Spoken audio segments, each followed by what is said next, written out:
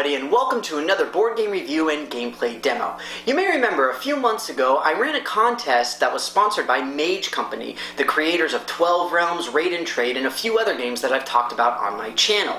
The prize for that particular giveaway was Wrong Chemistry with several of its expansions. The company has sent me a copy of that, and so that's what I'll be talking about today. Before I really get into it though, I would like to remind you, if you haven't done so already, please take a look at my Facebook and my Twitter pages so that you can see new contests and updates, giveaways, all sorts of stuff. And you guys can also take a look at my brand new Patreon page. You guys can go there and you can actually directly support me as a creator, help me out, and help me continue to make these awesomely fun videos. But with that, I will go ahead and start talking a little bit about Wrong Chemistry.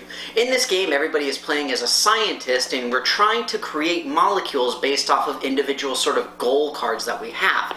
Everybody's working off the same molecule, but you only have your own individual goals in mind. That said, I'll get into all the details when I go into the demo. For the purposes of this right now, the game plays 2 to 4 players. It does expand up to 5 when you get the first expansion, which is Expand Your Lab.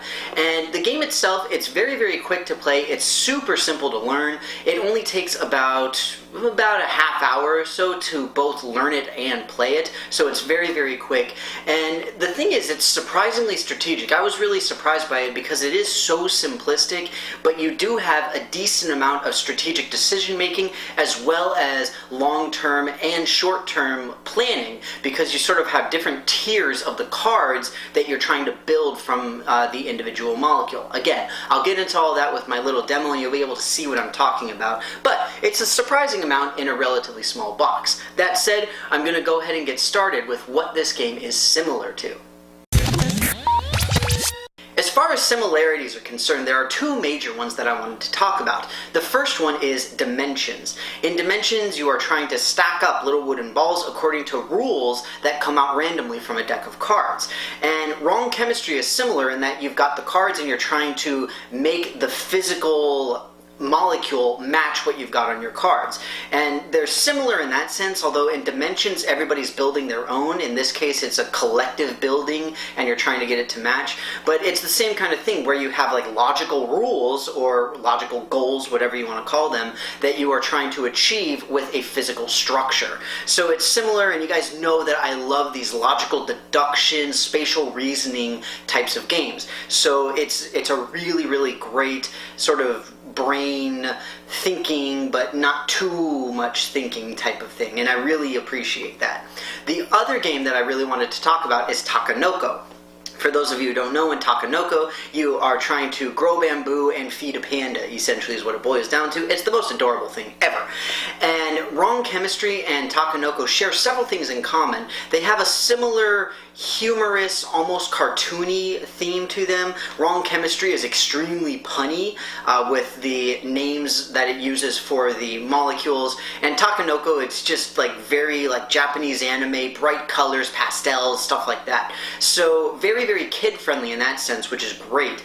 The other big thing is, again, you've got a collective physical structure that everybody is sort of modifying and moving around, and in Takenoko, again, you've got your own set of goals that you are trying to achieve so that you're able to fill them and get points, where in Wrong Chemistry you're literally doing the exact same thing, and it's sort of like a tug-of-war push and pull type of thing between the players to try to see where are things going, how am I going to move things around, oh shoot, they moved that and I needed it to stay there, all of that kind of stuff. So you get that same sort of back and forth aspect in both of these games. I think that Wrong Chemistry is a little bit more simplistic in terms of the strategy, but you do have a surprising amount in both games, both in the short and the long term. But with that, I'm going to get right on into my demo for how to play Wrong Chemistry.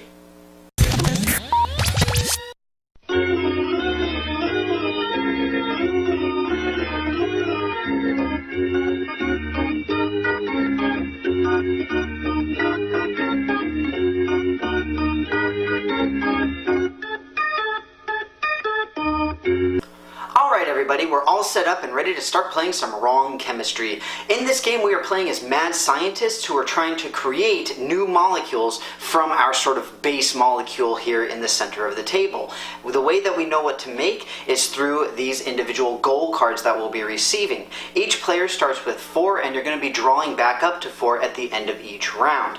These have 3 different levels of difficulty effectively, starting off with green. We've got one such as the oxygen with a picture of an oxen on it, and essentially the green ones are the closest to the base structure, so they're the easiest to build and they give you the least amount of points. Next up we have the purple cards. They're a little bit farther away from the base, but not super far, and they're worth double the points. So it's 1 point for the green, 2 points for the purple, and here we have an example of barium, which is a play on barium.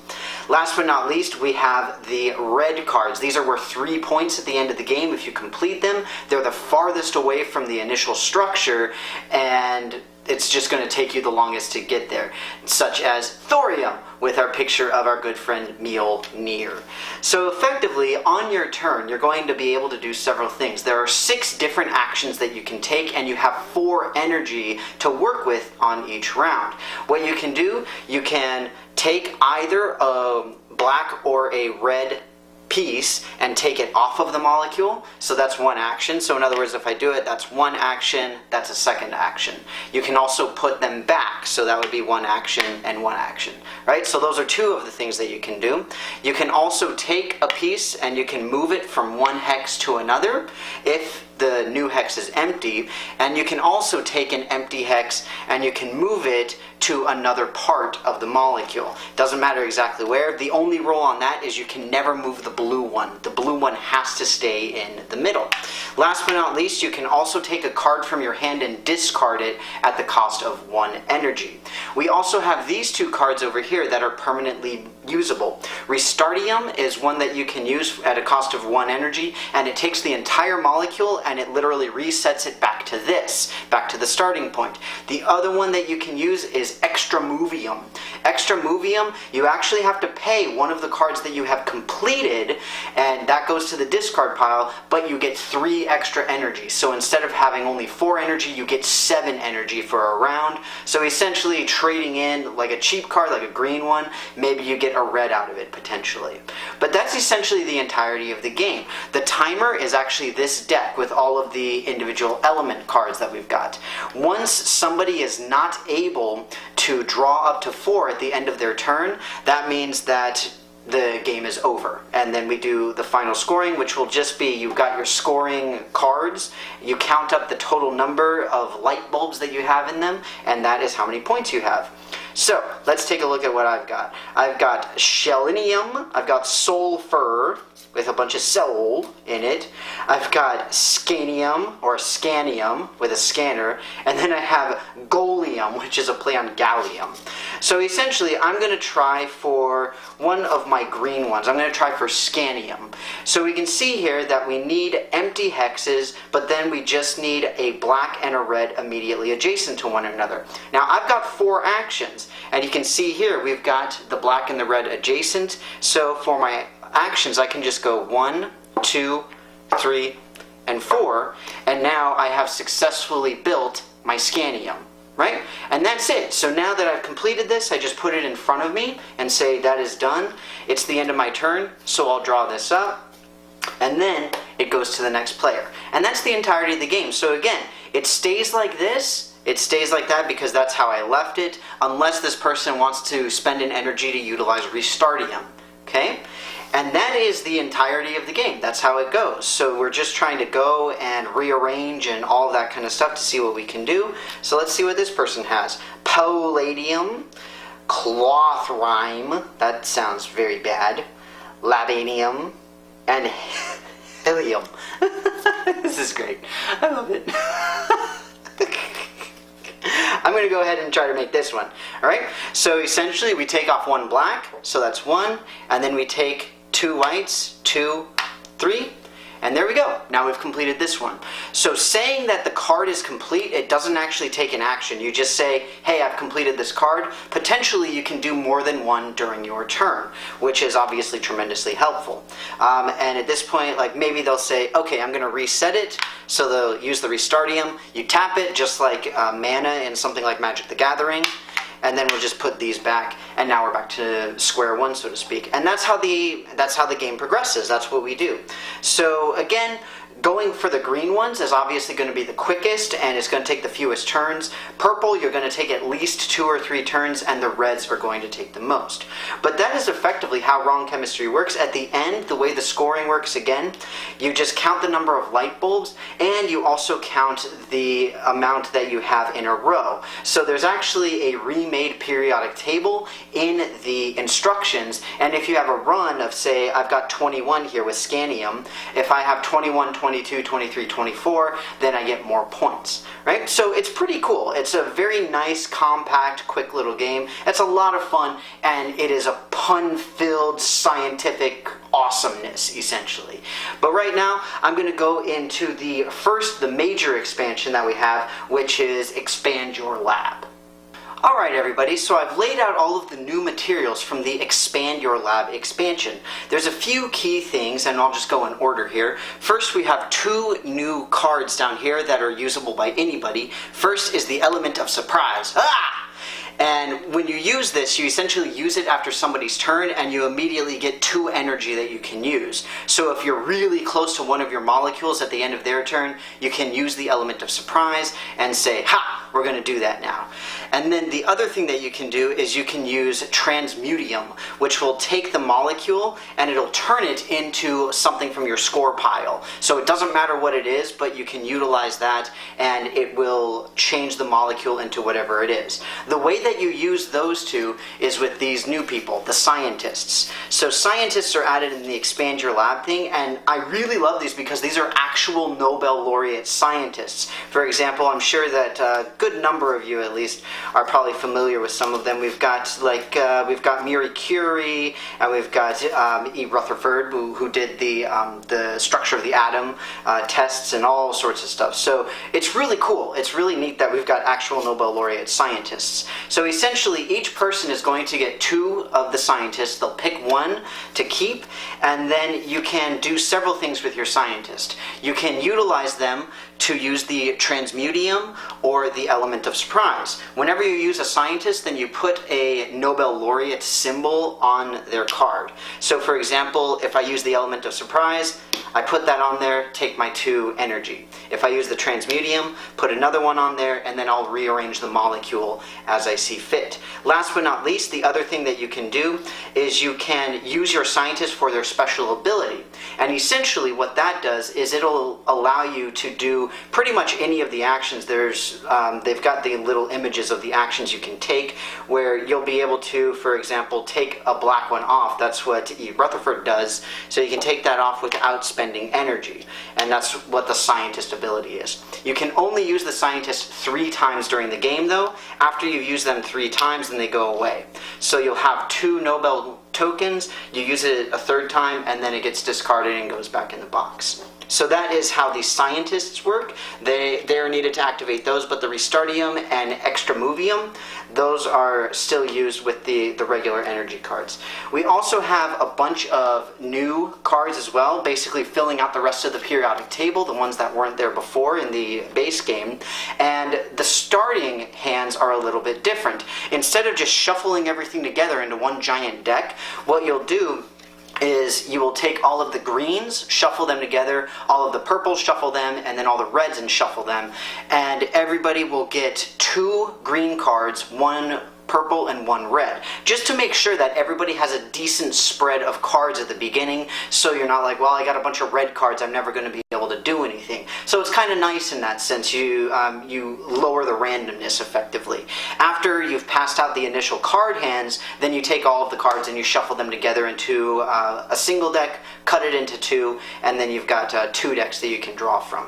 Last but not least, in the Expand Your Lab expansion, we've got these new black cards. cards. So again, these are part of the rest of the periodic table that you see at the very, very end of the main block in the periodic table, essentially. And these are each worth 5 points. So these are like collective goals. Anybody can use them at any time. They don't count against your hand.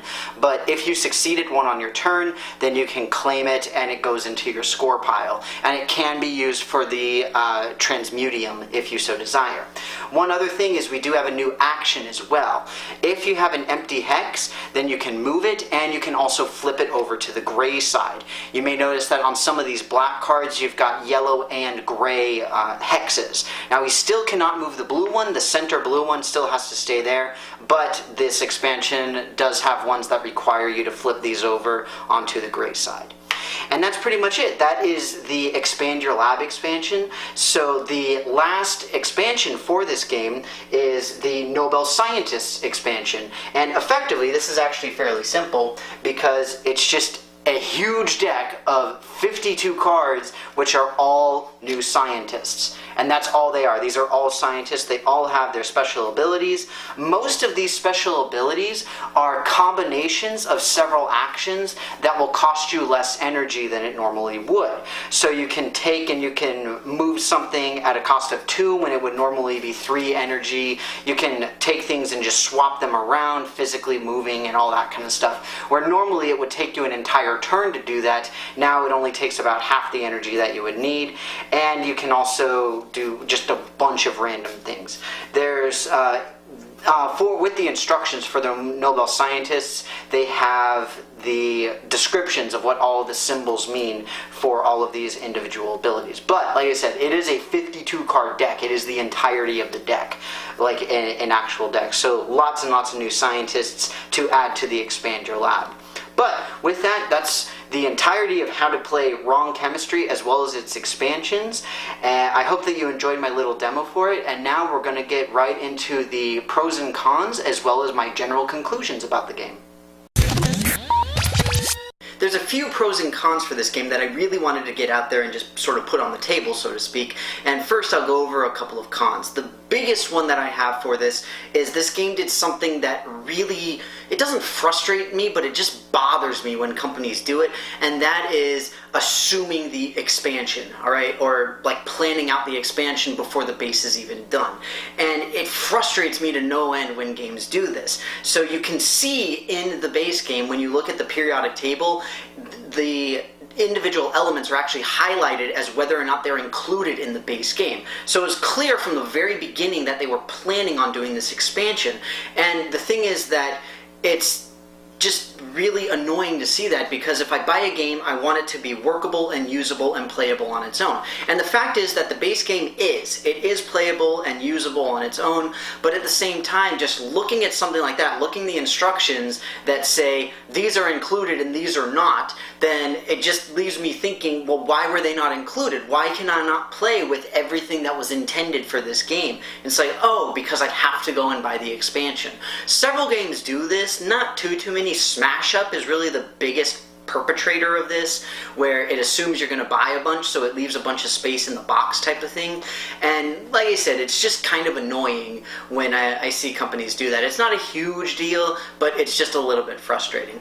Another thing, it's kind of nitpicky in this case, but the box itself, while I enjoy the art, I think it's kind of cool, the back of the box for this is really terrible. It really doesn't tell you anything about the game, and I understand they want to get like nearly a dozen languages on this, which is impressive, but at the same time, it just doesn't say really much about the game or what you're doing or how it works or anything along those lines. Same thing for the rulebook. It's a rather poorly written rulebook, and the game itself is not difficult, it's not complex, but it's just frustrating because you got to constantly flip back and forth between pages, because there's only one page that actually has all the images showing what you're able to do in the game, and the rest of it is just walls and walls of text, and it's just kind of like, it's not really interesting. It's not great in that sense.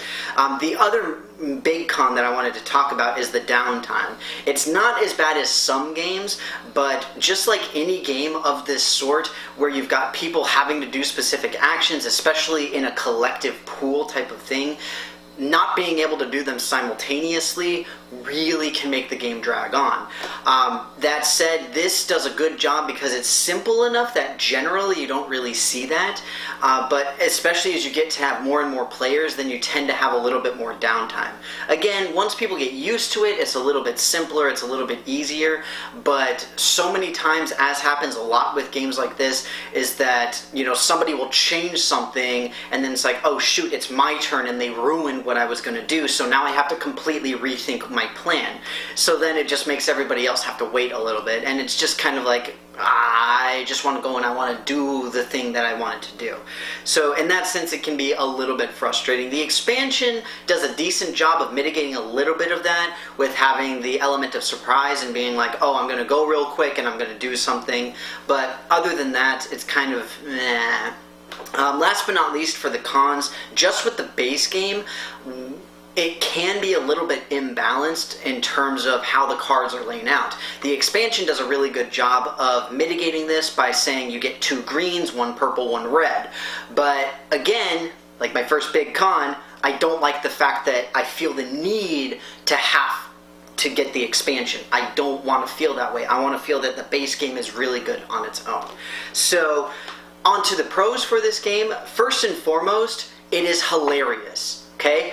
I am a nerdy, geeky, weird kind of guy, and I love the punny humor that this game has. It's absolutely hilarious to me. That said, that can also be a big con, similarly to Munchkin, where in Munchkin, if you don't get the jokes, the entire game is pretty much going to fall flat, and it's just not going to be very much fun. With this, you at least have some strategic backing to it, and even if you don't get the humor, you still have the good, solid gameplay backing it up, but the humor just adds a whole new dimension of it, and again, for me personally, I absolutely love it, because I find puns to be ridiculously hilarious, even if they're completely cringy. The second major pro that I had for this is the first expansion, Expand Your Lab, because I mentioned already, it honestly fixed a lot of the issues that I had with just the base game, but I don't want to feel like I have to buy it, right? So another good example of this is Pandemic. Pandemic on the Brink is a tremendously good expansion. The thing is that without the expansion, it's okay, it's playable, it works, but it's not nearly as interesting. Same thing like King of Tokyo versus King of Tokyo with the Powering Up expansion. It's like, why was this not released as the initial game? This should have been in there, okay? And again, same sort of thing with Wrong Chemistry. Not bad inherently, but the expansion really does change a lot about it. I love the asymmetric starting powers. I love having the scientists and all that kind of stuff. On that note, the last major pro for me is the actual science aspect. The fact is that the periodic table in the book itself is the real periodic table. It's got the actual symbols and all that kind of stuff, now aside from the punny humor. So it's really interesting in that sense because you actually can learn the periodic table by playing this game. And it's not something that you would ever think. The problem is you got to get past the puns to try to figure out exactly what the thing is talking about sometimes. But I think it's absolutely incredible that they did that, because you guys know I love seeing scientific games where you can actually learn stuff, and not to mention have a fun time doing it. Have a fun time while you're learning about some of these things. And same thing with the scientists, having all of those Nobel laureates. For crying out loud, they have almost 70 cards with the expansion. I guess it's just over 60, it's 62, but I mean, that's 62 Nobel laureate scientists, and the first 10 at least, the ones that come with Expand Your Lab, they have images relating to what the person actually did and why they got their Nobel Prize. So it's so cool, and I love that fact. I love that they sort of put that little kind of Easter egg in there, because like, why not? Why not have the actual scientists who did the actual work that discovered some of the principles, at least, that we're talking about here, even though the game itself is very abstract. And I mean, overall, I did enjoy this game. especially once I added the expansion in particular, I was like, okay, this is what the game was really meant to be. I did have fun, but I'm a giant nerd. I love science games, so if you're not a fan of the punny humor and all that kind of stuff, then it's not really going to be for you, more than likely. But realistically, that's pretty much it for my conclusions for this. I hope that you enjoyed the video. As I mentioned before, if you haven't done so already, check out my Facebook and my Twitter, as well as going to take a look at my Patreon page. But with that, thank you so very much for watching. Hope that you enjoyed it. As always, put any and all thoughts in the comments below. You guys know I love to hear from you, whether it's new videos you want me to do or games you'd like to see me review, all that kind of stuff. I do try to respond to every single one. But with that, thank you very much, and I will see you next time.